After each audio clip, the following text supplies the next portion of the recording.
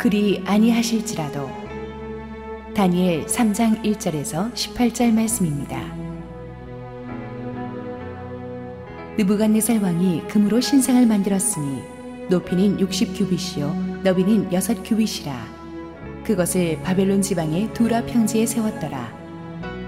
느부갓네살 왕이 사람을 보내어 총독과 수령과 행정관과 모사와 지무관과 재판관과 법률사와 각 지방 모든 관원을 느부갓네살 왕이 세운 신상의 낙성식에 참석하게 하며, 이에 총독과 수령과 행정관과 모사와 지무관과 재판관과 법률사와 각 지방 모든 관원이 느부갓네살 왕이 세운 신상의 낙성식에 참석하여 느부갓네살 왕이 세운 신상 앞에 서니라. 선포하는 자가 크게 외쳐 이르되, 백성들과 나라들과 각 언어로 말하는 자들아, 왕이 너희 무리에게 명하시나니, 너희는 나팔과 피리와 수금과 삼향금과 양금과 생원과 및 모든 악기 소리를 들을 때에 엎드려 느부갓네살 왕이 세운 금신상에게 절하라. 누구든지 엎드려 절하지 아니하는 자는 즉시 맹렬히 타는 풀무불에 던져 넣으리라 하였더라. 모든 백성과 나라들과 각 언어를 말하는 자들이 나팔과 피리와 수금과 삼향금과 양금과 및 모든 악기 소리를 듣자 곧 느부갓네살 왕이 세운 금신상에게 엎드려 절하니라. 그때에 어떤 갈대아 사람들이 나와 유다 사람들을 참소하니라. 그들이 느부갓네살 왕에게 이르되, 왕이여 만수무강하옵소서. 왕이여, 왕이 명령을 내리사 모든 사람이 나팔과 피리와 수금과 삼향금과 양금과 생원과 및 모든 악기 소리를 듣거든 엎드려 금신상에게 절할 것이라. 누구든지 엎드려 절하지 아니하는 자는 맹렬히 타는 풀무불 가운데에 던져 넣음을 당하리라 하지 아니하셨나이까. 이제 몇 유다 사람 사드락과 메삭과 아벳느고는 왕이 세워 바벨론 지방을 다스리게 하신 자이거늘, 왕이여, 이 사람들이 왕을 높이지 아니하며 왕의 신들을 섬기지 아니하며 왕이 세우신 금신상에게 절하지 아니하나이다. 느부갓네살 왕이 노하고 분하여 사드락과 메삭과 아벳느고를 끌어오라 말하며 드디어 그 사람들을 왕의 앞으로 끌어온지라. 느부갓네살이 그들에게 물어 이르되, 사드락, 메삭, 아벳느고야, 너희가 내 신을 섬기지 아니하며 내가 세운 금신상에게 절하지 아니한다 하니 사실이냐? 이제라도 너희가 준비하였다가 나팔과 피리와 수금과 삼향금과 양금과 생원과 및 모든 악기 소리를 들을 때 내가 만든 신상 앞에 엎드려 절하면 좋거니와, 너희가 만일 절하지 아니하면 즉시 너희를 맹렬히 타는 풀무불 가운데에 던져 넣을 것이니 능히 너희를 내 손에서 건져낼 신이 누구이겠느냐 하니, 사드락과 메삭과 아벳느고가 왕에게 대답하여 이르되, 느부갓네살이여, 우리가 이 일에 대하여 왕에게 대답할 필요가 없나이다. 왕이여, 우리가 섬기는 하나님이 계시다면 우리를 맹렬히 타는 풀무불 가운데에서 능히 건져내시겠고 왕의 손에서도 건져내시리이다. 그렇게 하지 아니하실지라도 왕이여, 우리가 왕의 신들을 섬기지도 아니하고 왕이 세우신 금신상에게 절하지도 아니할 줄을 아옵소서. 할렐루야. 우리 하나님께 감사와 영광의 박수를 드리겠습니다. 정말 축복된 좋은 날입니다. 하나님의 은혜가 저와 여러분 가운데 오늘 또 예배 도중에 넘치도록 임하기를 소원합니다. 우리 함께 한번 기도하시고 하나님의 말씀을 듣겠습니다. 사랑하는 아버지, 은혜를 감사합니다. 오늘도 주님이 영광으로 임재하여 주셔서 우리 가운데 말씀하여 주옵소서. 눌려있던 자들이 말씀 듣고 일어나게 하여 주시고 자유함을 맛보게 하여 주시고 치유와 회복과 비전을 회복하게 하여 주옵소서. 예수님의 이름으로 기도드렸습니다. 아멘. 오늘의 본문을 들어가기 전에 우리 지난주에 못 끝낸 2장 마지막 부분 46절부터 49절을 조금 마무리하도록 하겠습니다. 하나님의 감동으로 이 다니엘은 느부갓네살의 꿈을 해석해냅니다. 그 꿈에 담긴 메시지는 그 꿈을 꾸었던 느부갓네살이나 꿈을 해석한 다니엘도 깜짝 놀랄 정도의 엄청나게 큰 스케일의 세계 역사의 미래를 담긴 제국의 앞날을 한꺼번에 예언한 그런 충격적인 메시지였습니다.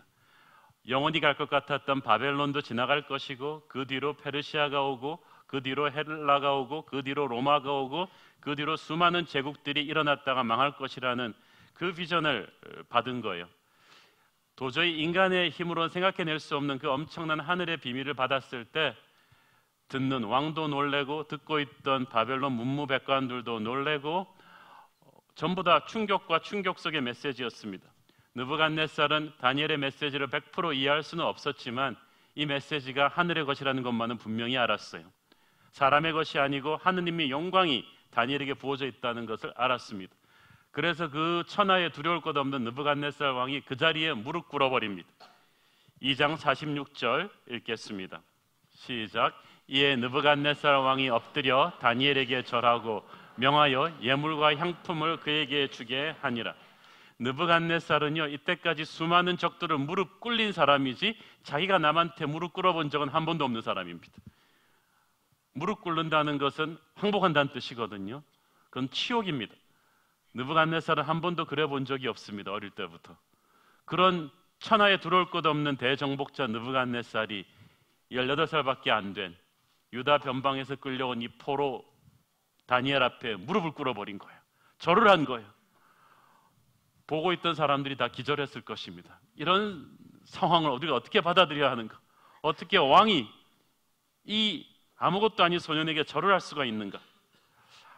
시편 말씀에 보면 하나님을 높이는 자 바로 그를 하나님이 높이실 것이다. He who honors God, him I will honor. 그런 말씀이 있습니다. 다니엘은 하나님을 높인 것뿐인데 천하의 절대 권력자가 무릎을 바짝 꿇었습니다.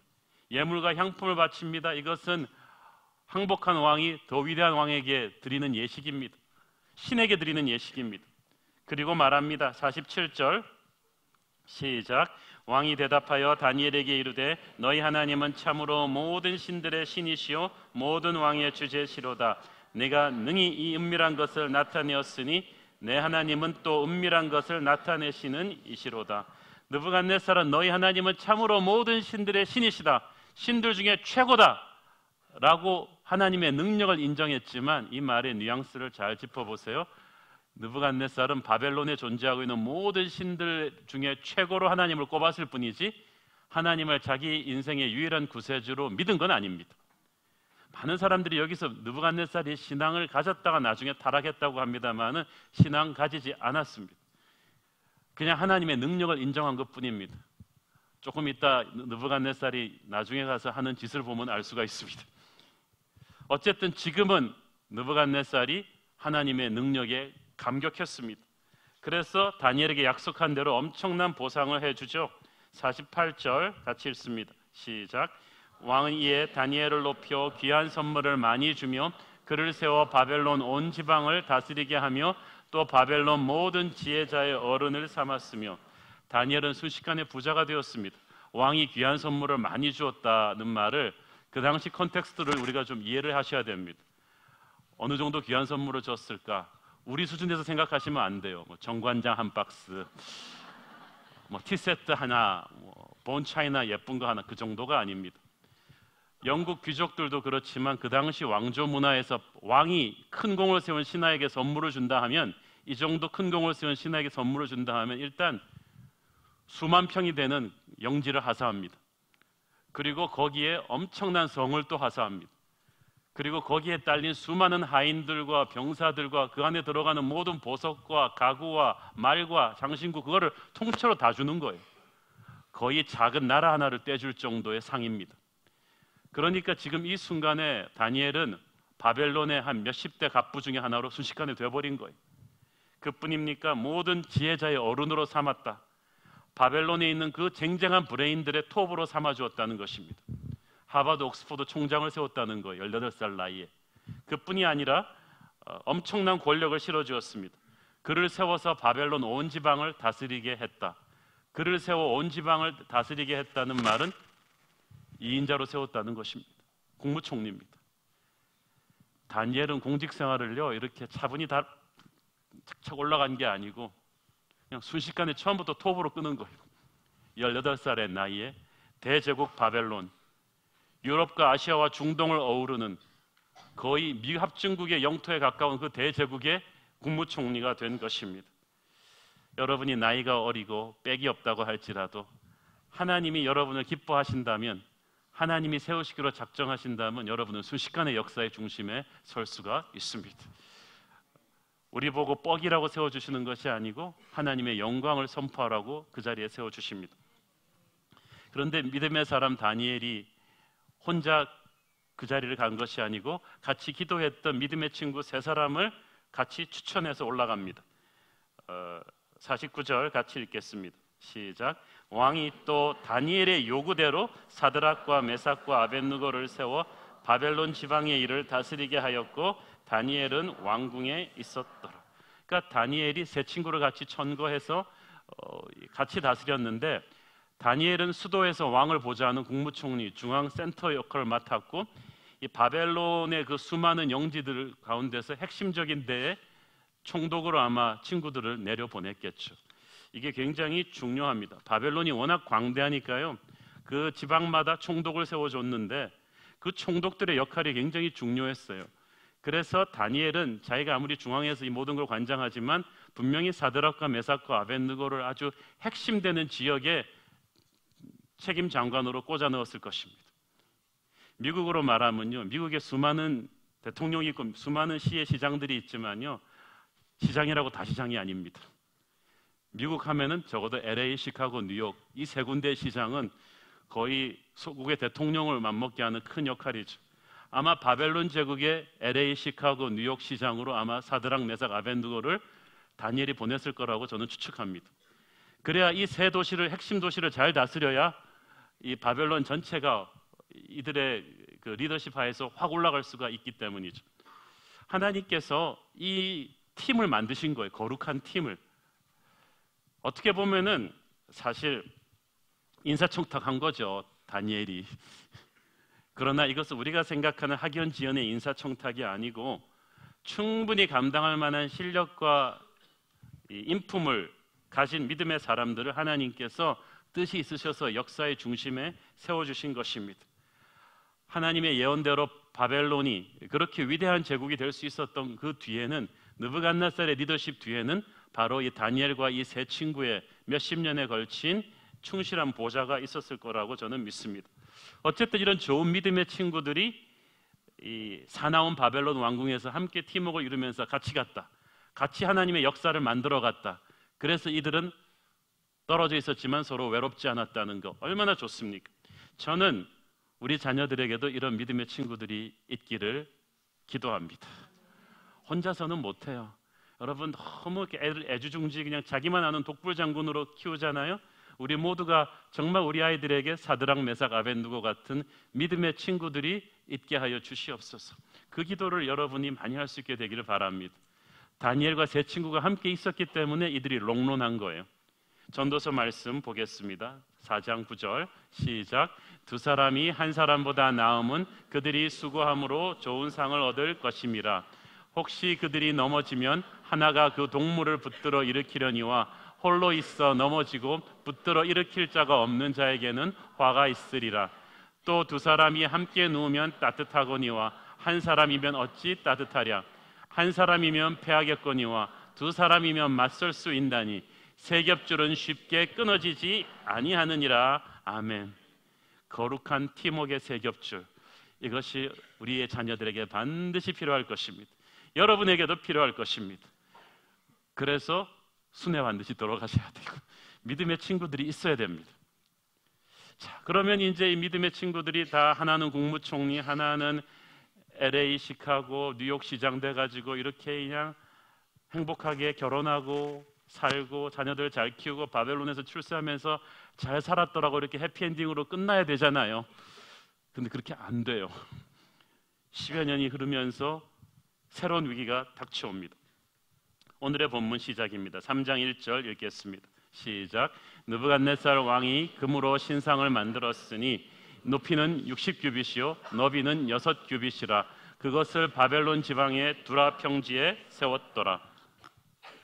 아니 방금 2장 마지막 부분에서 다니엘이 꿈을 해석해 주었을 때만 해도 이 왕은 감동해가지고 너희 하나님이 최고의 신이다 그러면서 막 하나님 만세 그러면서 감동받았던 느부갓네살이 3장에 딱 와서는 약을 먹었는지 갑자기 정신이 또 턱 들어가지고 완전히 다른 사람이 된 것 같은 행동을 합니다. 그가 바벨론 수도 근처의 광활한 두라 평지에 높이가 30m, 너비가 3m 되는 거대한 신상을 올립니다. 높이가 30m면 여러분 어느 정도 됩니까? 여기서부터 저 위에까지 10m 안 될 것 같습니다. 그런데 이게 아파트 한 10층 높이에요. 높이 30m. 그런데 너비가 3m면요.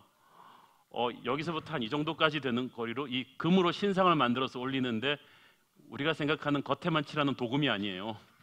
완전히 속까지 밀도 있게 팍팍 채운 순 황금 덩어리로 그렇게 올리는 거예요. 이것은 바벨론 제국의 엄청난 경제력과 권세를 쇼업하는 거죠. 이걸 쫙 세워놓으면요, 여러분 태양이 딱 떠오를 때 그게 팍 비치면요, 그냥 온 평지가 번쩍번쩍할 거예요. 태양의 각도도 잘 계산해서 잘 세웠겠죠. 그래서 그냥 왕의 위엄이 쫙 이렇게 좀 거친 말로 하면 뽀다구가 나도록 모양새가 나도록 이렇게 쫙 했던 거예요. 아니 어떻게 이 장에서는 그렇게 하나님을 찬양했던 느부갓네살이 갑자기 왜 또 이 우상 신상을, 이 신상은 느부갓네살 자신을 상징합니다.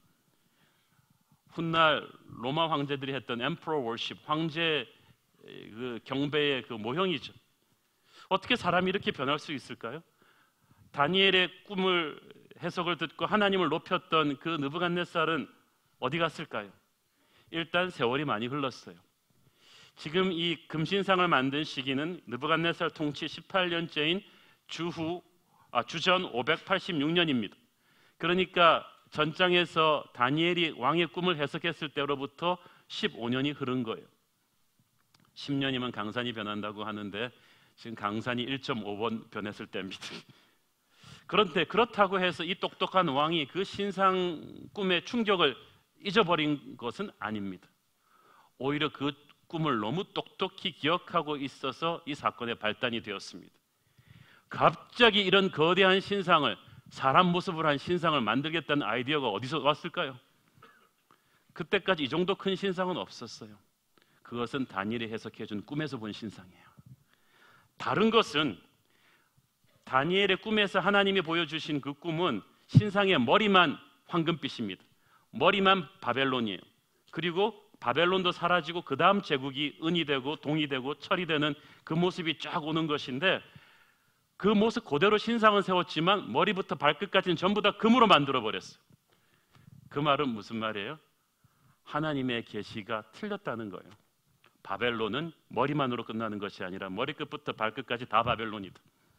바벨론은 영원할 것이다. 페르시아도 로마도 뭐 다 없고 바벨론일 뿐이다. 그거예요. 그 메시지를 선포하는 거예요. 왜 갑자기 느부갓네살이 이렇게 됐을까요? 느부갓네살이 처음 다니엘이 꿈을 해석해 주던 15년 전은요, 집권한 지 2, 3년도 안 되던 때예요. 20대 후반에 아주 젊은 왕이었어요. 아직도 모든 게 불안정해요. 겸손해요. 경계심이 있어요. 그런데 지금은 달라요. 15년이 지나버렸어요. 이제는 40대 초반이에요. 느부갓네살도. 그동안의 정복 전쟁에서 져본 적이 없어요. 승승장구했단 말이에요. 그리고 이 신상을 세우던 이 주전 586년이 언제입니까? 바벨론이 예루살렘을 완전히 망가뜨리고 남유다 왕국을 멸망시킨 때입니다.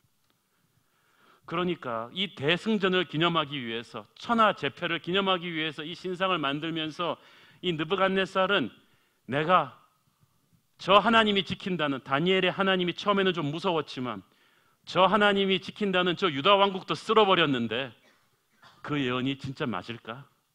나의 왕국은 머리로 끝나는 게 아니라 영원하지 않을까라는 착각을 순식간에 한 거예요.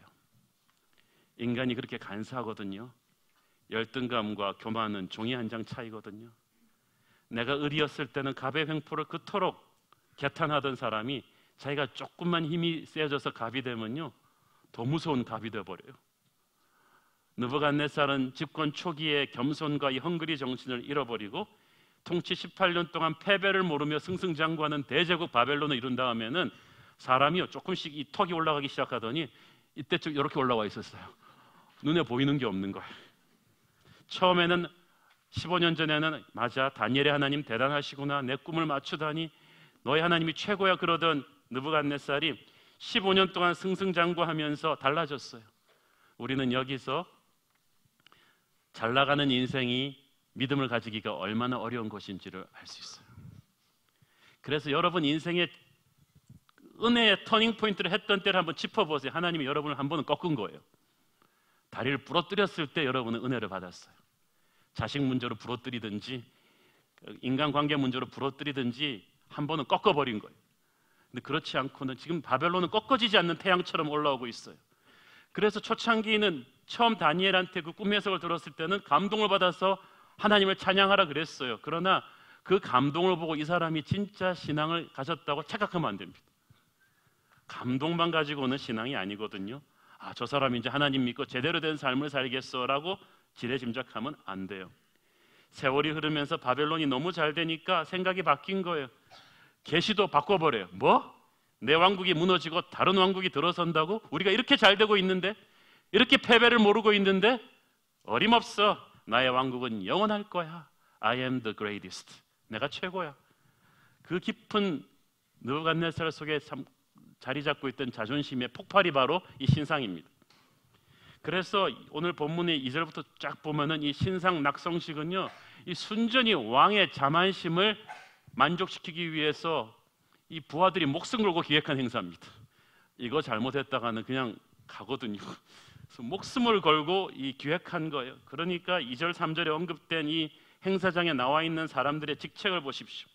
총독과 수령과 행정관과 모사와 재무관과 재판관과 법률사와 숨이 가쁘다. 각 지방 모든 관원을 전부 다 동원한 거예요.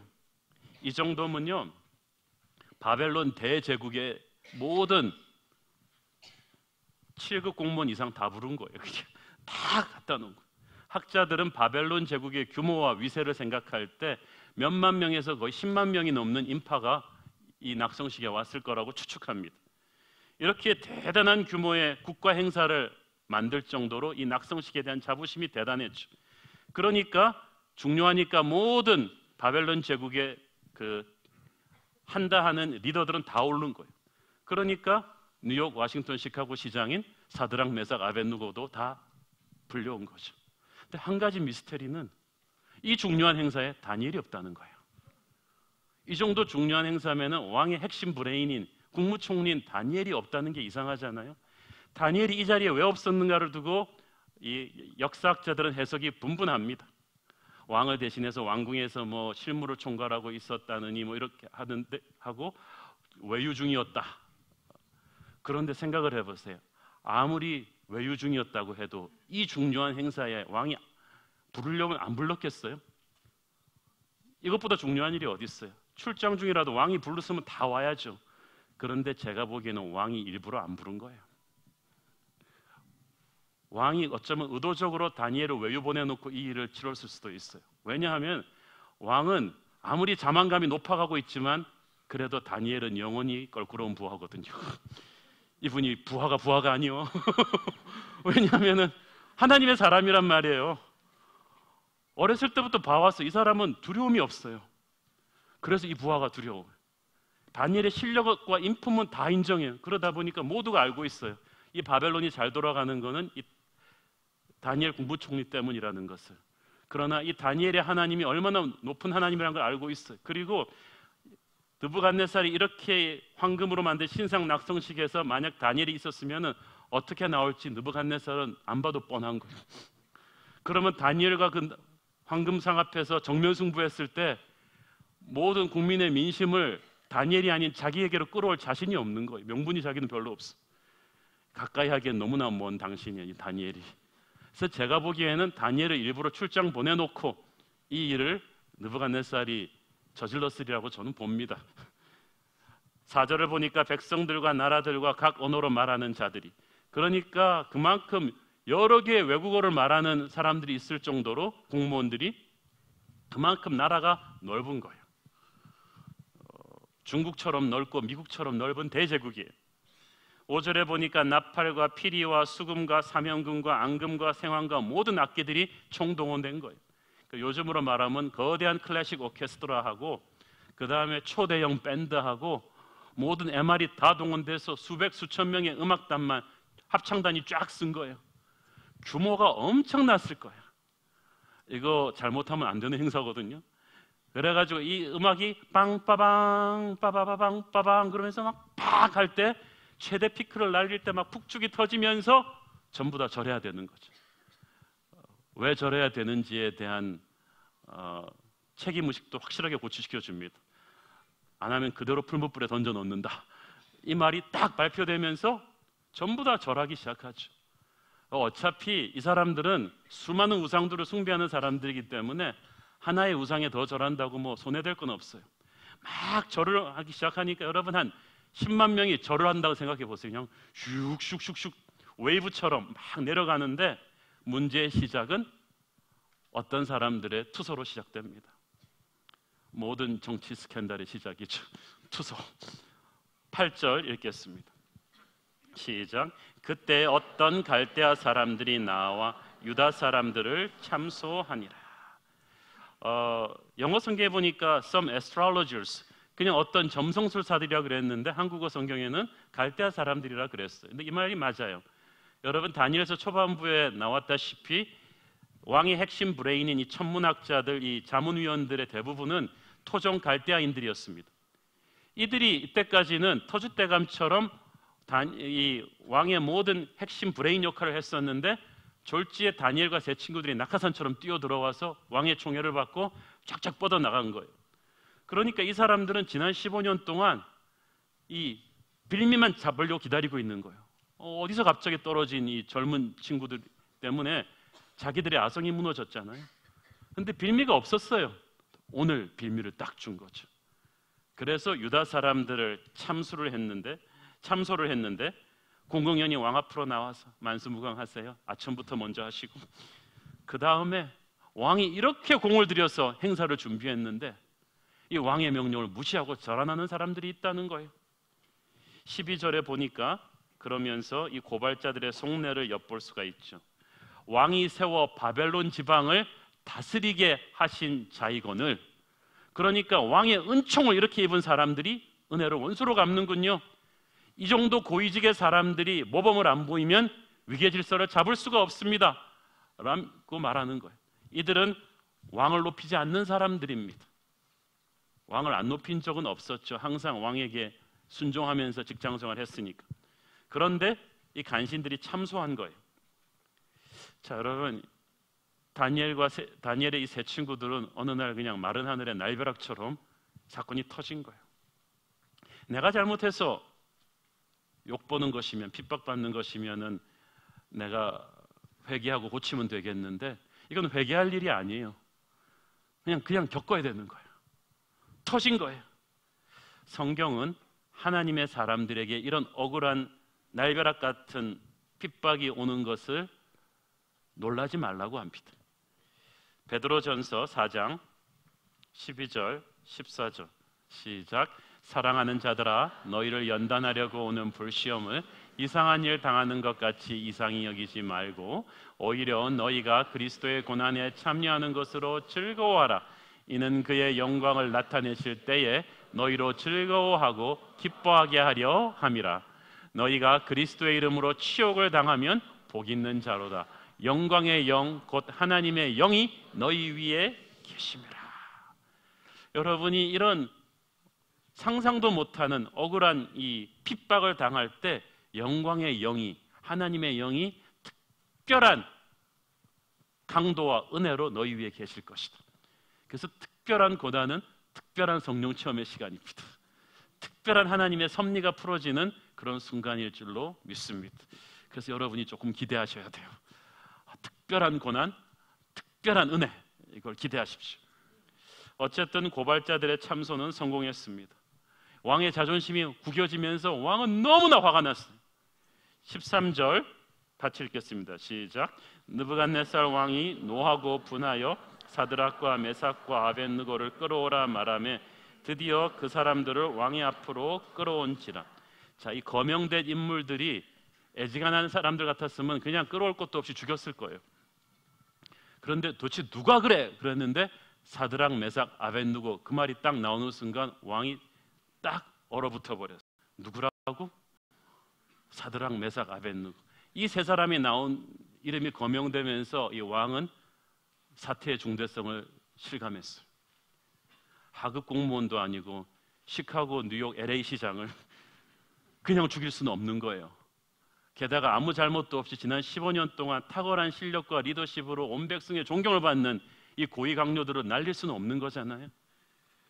그래서 드디어 신문이 시작되는, 데려와. 이 세 사람이 쫙 왕 앞으로 끌려옵니다. 왕이 세 친구들을 신문하는데, 이 왕이 이 세 친구를 신문하는 이 언어와 매너를 보면 이 왕이 얼마나 이 곤혹스러운 입장이었는가를 우리가 알 수가 있죠. 14절 15절을 보세요. 시작. 느부갓네살이 그들에게 물어 이르되 사드락 메삭 아벳느고야, 너희가 내 신을 섬기지 아니하며 내가 세운 금신상에게 절하지 아니한다 하니 사실이냐? 이제라도 너희가 준비하였다가 나팔과 피리와 수금과 상현금과 앙금과 생황과 및 모든 악기 소리를 들을 때 내가 만든 신상 앞에 엎드려 절하면 좋거니와, 너희가 만일 절하지 아니하면 즉시 너희를 맹렬히 타는 풀무불 가운데 던져 넣을 것이니 능히 너희를 내 손에서 건져낼 신이 누구이겠느냐 하니. 자, 보세요. 너희가 금신상에게 절하지 않은 것이 사실이냐 그랬으면은 네, 아니요 대답을 기다려야 될 거 아니에요? 대답하려고 그러는데 대답 안 해도 돼. 이제라도 너희가 준비하였다가 음악에 맞춰 절하면 내가 모든 걸 없던 걸로 하겠다. 이상하잖아요. 신문하면서 대답하려고 그러는데 대답도 끊어버리고 괜찮아 내가 봐줄게. 이제라도 한 번 더 기회를 줄 테니까 절해봐. 여러분, 이게 왜 이렇게 됐겠어요? 이 여러분의 추리를 2600년 전으로 돌려갖고 이 상황을 상상을 해보세요. 감히 이 절대 명령에 거절한 사람이 사드락 메삭 아벳느고라는 이름을 듣는 그 순간부터, 그래서 그 세 사람이 저 끝에서부터 이 앞으로 끌려오는 그동안에 왕의 머리가 복잡하게 돌아갔을 거예요. 자신이 최고라는 교만에 사로잡혀서 자신의 이 거대한 신상, 제국은 영원하던 신상에 전부 다 절하게 만드는 이 세팅에서 유일하게 자기가 껄끄럽게 생각했던 다니엘을 출장까지 보내고 이 판을 벌리고 있는데 감히 자기에게 저항하는 사람이 남아있으리라고는 생각도 하지 못했어요. 그런데 사드락 메삭 아벳느고 이름을 딱 듣는 순간에 LA, 뉴욕, 시카고 시장, 그 다음에 뭐가 생각났겠어? 다니엘의 친구네. 다니엘의 친구네. 그러면 다니엘이 하나님을 믿겠지. 내가 왜 이 세 사람도 출장 보낼 생각을 못했을까? 이 생각이 딱 나지 않았겠어요? 그리고 느부갓네살이 이미 올라올 때 머리로 다 되는 거예요. 다니엘이 얼마나 15년 전이나 지금이나 두려움이 없었던지, 15살 소년이었을 때나 18살 소년이었을 때나 자기 앞에서 두려움이 없이 제국의 흥망성쇠를 선포하고 자신의 하나님을 선포하던 그 사자 같은 다니엘의 지혜와 믿음이 만약 이 세 사람에게도 있다면 나와서 어떤 반응을 할지는 뻔한 거 아니겠어요? 그렇지만 지금 모든 사람이 지켜보고 있는 데서 물러서기에는 너무 멀리 와버렸어요. 이미 뽑은 칼을 도저히 다시 꼽을 수가 없어요. 여기서 물러서면 이 왕의 체면과 권위는 땅에 떨어지는 겁니다. 그래서 15절에서 14절에서 이게 사실이냐? 너희가 지금부터라도 절하면, 이 말을 하고 있는 이 왕의 심정은 속이 타는 거예요. 제발 내 체면을 봐서라도 그렇게 해다오 라고 말하고 있지만 이미 왕은 이 세 사람의 대답을 알고 있었어요. 알고 있었으니까 더 화가 나고 더 자존심 상하는 거야. 그래갖고 막판에 한마디 더 올립니다. 지금 내가 너희를 즉시 이 풀무불 속에 던져 넣을 것인데 누가 너희를 건져낼 신이 있냐? 그러니까 너희들의 믿는 하나님이 대단하다고는 하지만 지금 너희들을 죽고 살리는 생사 여탈권은 내가 쥐고 있는데 너희 하나님이 과연 나한테서 너희를 구원할 수 있느냐? 이 왕은 다니엘의 하나님이 계시다는 건 알았어요. 그러나 지난 15년 동안 바벨론은 승승장구해 왔어요. 그 하나님은 자신의 백성이라는 유다 백성들도 지켜주지 않았어요. 그래서 왕은 진짜 하나님이 계시다면 한번 그 능력을 보이라고 해라. 옛날에는 젊었을 때는 힘 좀 쓰셨는지 모르겠는데 이제는 아닐 거야 라고 한번 딱 하나님한테 되돌아본 거죠. 그런데 이 왕 앞에서 이 세 친구가 얼마나 담대합니까? 15년 전 18살의 나이로 바벨론 최고의 관직에 올랐던 이 세 친구들은 이제 33살의 장년들이 되어 있었습니다. 그동안에 결혼해서 아이도 낳았겠죠. 바벨론 최고 공직자들로서 누릴 수 있었던 모든 명예와 돈과 혜택도 다 누렸겠죠. 최고 평수 지상복합층 스카이타워에서 살면서 수많은 바벨론의 화려한 파티를 즐길 수 있으면서 그렇게 유혹과 시험을 받으며 살았겠죠. 거기는 새로운 교회도 없어요. 신앙생활을 지켜줄 때도 없어요. 그런데 이 세 친구들의 믿음이 약해지지 않은 거예요. 저는 이게 존경스럽습니다.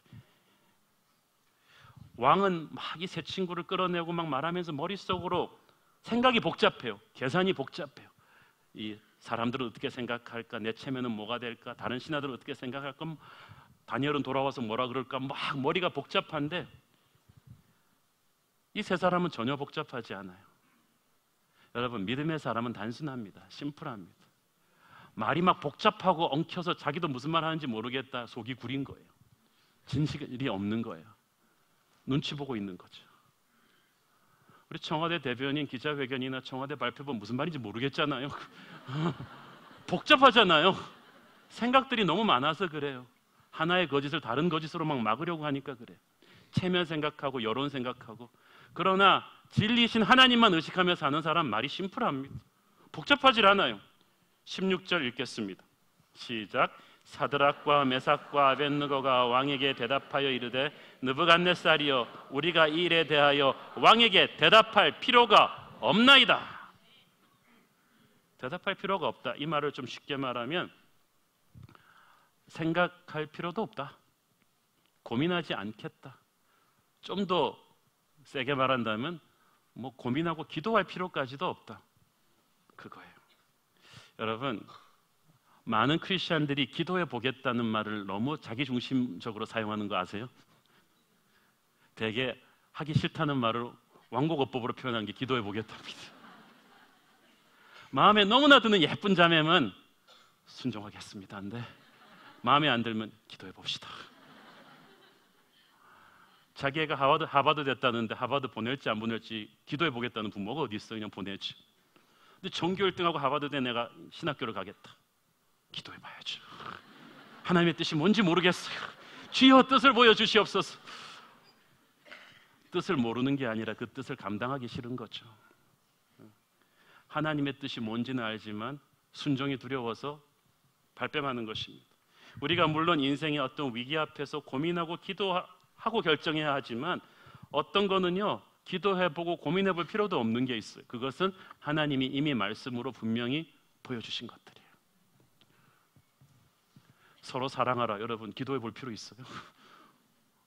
그럼 하나님 원수를 때려 죽여라 그러시겠어요? 이걸 죽여야 됩니까? 사랑해야 됩니까? 기도하지 마세요. 말씀에 나와 있단 말이에요. 우상숭배가 바로 그런 거였어요. 사드락과 메삭과 아벳느고는 우상을 숭배해도 괜찮다는 그 바벨론 문화 속에서 10몇 년을 있었지만 어릴 때 그들에게 주일학교 때 주입된 하나님의 말씀이 이 순간에 확 돈 거예요. 그것은 출애굽기 20장 4절 6절입니다. 시작. 너를 위하여 새긴 우상을 만들지 말고 또 위로 하늘에 있는 것이나 아래로 땅에 있는 것이나 땅 아래 물속에 있는 것에 어떤 형상도 만들지 말며 그것들에게 절하지 말며 그것들을 섬기지 말라. 나 내 하나님 여호와는 질투하는 하나님인즉 나를 미워하는 자의 죄를 갚되 아버지로부터 아들에게로 3, 4대까지 이르게 하거니와 나를 사랑하고 내 계명을 지키는 자에게는 1000대까지 은혜를 베푸느니라. 하나님이 분명히 말씀해 준 이것을 사드락 메삭과 아벳느고는 포로로 끌려오던 그 서러운 시절부터 머릿속에 영혼 속에 각인해 놓고 있었던 거예요. 아이들 어릴 때부터 딱 박아놓은 말씀은요, 위기의 순간에 오토파일럿으로 톡 튀어나옵니다. 저는 여러분 안에 그렇게 말씀이 스며들어 있기를 바랍니다. 고민해 볼 필요도 없이 그냥 툭 튀어나오는 거죠. 하나님이 이렇게 분명히 보여주신 뜻에 대해서는 고민해 볼 필요도 없어요. 그냥 순종하면 되는 거예요. 믿음의 새 용사는 비겁하게 돌려 말하지 않았습니다. 17절 같이 읽겠습니다. 시작. 왕이여, 우리가 섬기는 하나님이 계시다면 우리를 맹렬히 타는 풀무불 가운데에서 능히 건져내시겠고 왕의 손에서도 건져내시리이다. 왕의 손에서도 건져내시리이다. 이 말에 사드락 메삭 아벳느고의 이 기가 막힌 심정이 다 들어가 있는 거예요. 자기는 그래도 아무리 이방의 왕이지만 15년 동안 충성을 바친 왕이었어요. 바벨론 제국의 발전을 위해서 성실하게 출근하고 퇴근하면서 뼈를 바쳐서 부숴가면서 일을 했는데, 왕은 이 한순간의 자존심을 만족시키기 위해서 절한한다고 15년 동안 함께 동고동락한 이 부하를 죽이겠다는 거죠. 이게 세상 권력입니다. IMF 때 평생을 바쳐서 일한 회사의 보스로부터 이렇게 정리해고를 당했던 분들이 얼마나 많습니까? 이때 자살하고 싶습니다. 인간적으로만 생각하면 자살하고 싶습니다. 하나님 없는 사람은 자살했을 거예요. 그러나 사드락, 메삭, 아벳느고는 이 직장 생활의 이 소름, 이런 보스를 위해서 이때까지 충성을 바친 데 대한 배신감을 있었겠지만은 이걸 뛰어넘어요. 이제 부하를 죽이려는 왕은 더 이상 보스가 아니에요. 이제 왕이 스스로 부하를 죽이려 함으로써 적이 되어 버렸는데, 하나님이 왕의 손에서 우리를 건져 주실 것이다. 그 말은 무슨 말이에요? 인간의 보스는 나를 버렸으나 하나님은 나를 지키실 것이다. 그리고 왕이여, 나의 하늘의 보스는 당신보다 크다. 당신은 나를 건드리지 못한다는 거예요. 사드락, 메삭, 아벳느고는 이 하나님이 자기를 지킨다는 담대함이 있어서 이 날벼락 같은 상황 속에서도 흔들리지 않았던 것입니다. 이사야서 43장 2절 말씀 시작. 네가 물 가운데로 지날 때 내가 너와 함께할 것이라. 강을 건널 때 물이 너를 침몰하지 못할 것이며 네가 불 가운데로 지날 때 타지도 아니할 것이요 불꽃이 너를 사르지도 못하리니. 아멘. 사랑하는 여러분, 여러분이 세상을 살 때 느부갓네살 같은 보스가 여러분을 버릴 수도 있어요. 세상이 여러분에게 등을 돌릴 수도 있어요. 그러나 그럴 때마다 저주하고 욕하고 흥분하고 죽으려고 하지 마십시오. 그때 눈을 감고 이 말씀을 외세요. 네가 물 가운데로 지날지라도 내가 너와 함께 할 것이다. 불 가운데로 지날지라도 불이 너를 사르지 못할 것이다. 나는 너의 하나님이 될 것이다. 내가 너를 지명하여 불렀나니 너는 내 것이다. 이 담대함으로 세상이 주는 배신감을 넘어서기를 축원합니다. 18절 계속해서 읽습니다. 시작. 그렇게 하지 아니하실지라도 왕이여, 우리가 왕의 신들을 섬기지도 아니하고 왕이 세우신 금신상에게 절하지도 아니할 줄을 아옵소서. 이 사드락, 메삭, 아벳느고는 자신들이 죽어도 하나님이 살리실 거라는 부활 신앙이 있었지만 한 걸음 더 나가서 그렇게 하지 아니하실지라도 이 길을 포기하지 않겠다는 순교 신앙이 있었어요. 그리 아니하실지라도. 참 놀라운 믿음이죠. 그러고 보니까 우리가 참 3살 버릇 8가지 간다는 걸 알 수가 있죠.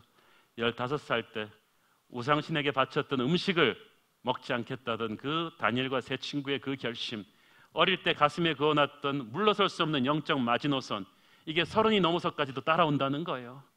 주일학교 교육이 얼마나 중요합니까? 무엇을 위해 죽어야 될지가 분명한 사람은요, 무엇을 위해 살지 고민하지 않아요. 그리 아니하실지라도. 너무나 유명한 구절이죠. 우리는 항상 간증에서 해피엔딩을 기대합니다. 하나님 뜻대로 순종했더니 불경기 속에서도 사업이 척척척 자랐다. 하나님 뜻대로 순종했더니 방황하던 자식이 집에 돌아왔다. 내신 성적이 안 좋은데 좋은 대학에 붙었다. 병이 나았다. 물론 그러면 좋죠. 그렇지만 여러분 생각대로 안 풀릴 땐 어떡합니까? 목숨을 걸고 순종했는데 내 각본대로 하나님이 응답해 주지 않는다면, 고통은 계속된다면, 세 친구는 거기까지도 하나님께 맡긴 거예요. 이 세 친구의 그리 아니하실지라도의 믿음은 겟세마네 동산에서 예수님의 기도를 생각나게 합니다. 마태복음 26장 39절 시작. 조금 나아가서 얼굴을 땅에 대시고 엎드려 기도하여 이르시되 내 아버지여, 만일 할만하시거든 이 잔을 내게서 지나가게 하옵소서. 그러나 나의 원대로 마시옵고 아버지의 원대로 하옵소서. 아멘. 저는 예수님의 너무 완벽했다면 이것도 매력이 없는데 예수님 너무나 매력적이에요. 분명히 예수님은 십자가가 하나님의 뜻인지 아닌지를 가지고 싸우지는 않았어요. 십자가가 하나님의 뜻인 건 분명한데 그것을 순종하는 데 치르는 대가가 너무나 힘드시니까, 이 말 번역이 너무 재밌잖아요. 만일 할만하시거든. 영어 성경에는 if it is possible 그랬는데 가능하시거든인데, 한국 성경이 참 재밌어요. 개역개정이 할만하시거든, 적게 좀 바꿔달라는 거죠. 여러분, 아무리 신앙 좋은 사람도 100% 아무 갈등 없이 순종할 수 있는 거 아닙니다. 예수님도 한마디 하셨어요. 할만하시거든 치워달라고. 여러분도 그러니까 힘들면 한마디 하십시오. 할만하시거든 치워달라고. 사실 하나님의 능력을 신뢰하는 건 신나는 일이죠. 그러나 하나님의 뜻이 내 소원과 의지를 전혀 거슬리는 쪽으로 나갈 때 그것을 받아들이는 것은 어렵습니다. 갈등이 없을 수가 없습니다. 그러나 갈등하더라도 결론은 순종으로 나오기를 바랍니다. 오늘날 하나님이 반드시 내가 생각하는 대로 역사해야 된다고 하는 이 믿음을 우리가 경계해야만 합니다. 이것이 바로 하나님을 도깨비 방망이로 이용하려는 믿음이죠. 그리고 나서 안 되면 시험 듭니다. 왜 시험 듭니까? 나의 욕심 때문에 시험 드는 거야.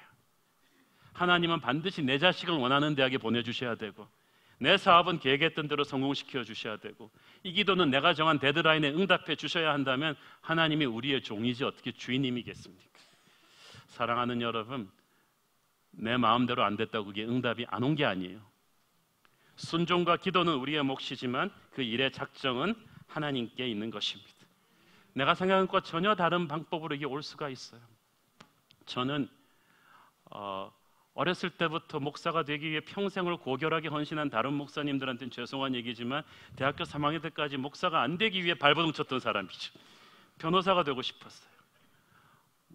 목사직이 너무 거룩한 것이라서 내가 자격이 없어서 그렇다 생각한 게 아니고 고생하기 싫어가지고 할 수만 있다면 이것을 옮겨달라고 그랬는데 목사가 됐어요.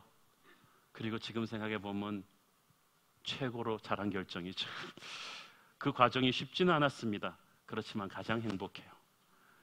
저는 또 항상 교회 개척을 대한 아름다운 꿈을 가지고 쫙 자라온 목사님들에게는 미안한 말이지만 또 교회 개척도 제가 생각하고 의도했던 바가 아니었어요.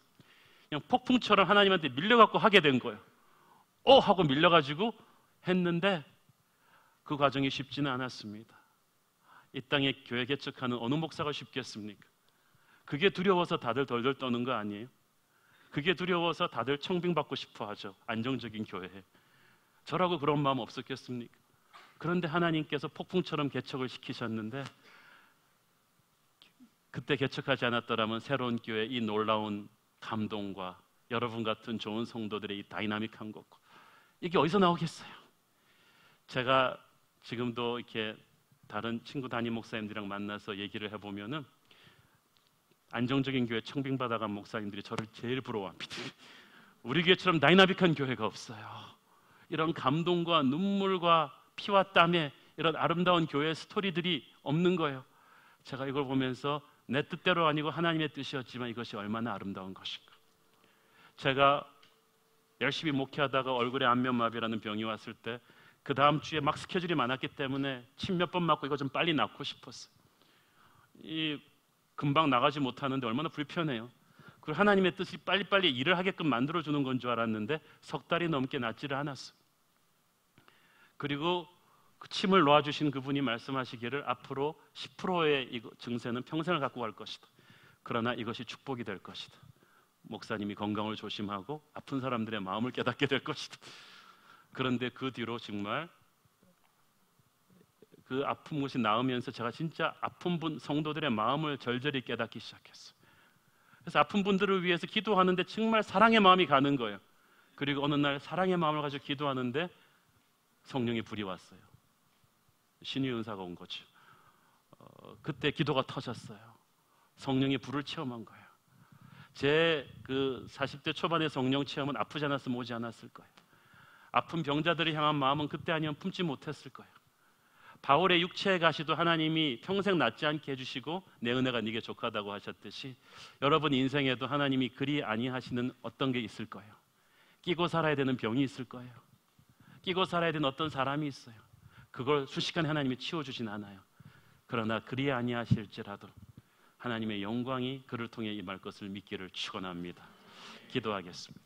사랑하는 아버지 은혜를 감사합니다. 오늘날 우리의 인생 속에도 이런 사드락과 메삭과 아벳느고를 급습했던 사고 같은 일이 터집니다. 그러나 패닉하지 않게 하여 주시옵소서. 그리 아니하실지라도 감사할 것입니다. 하나님을 의지할 것입니다. 믿음의 길을 선택할 것입니다. 하나님의 은혜를 주옵소서. 예수님의 이름으로 기도했습니다. 아멘.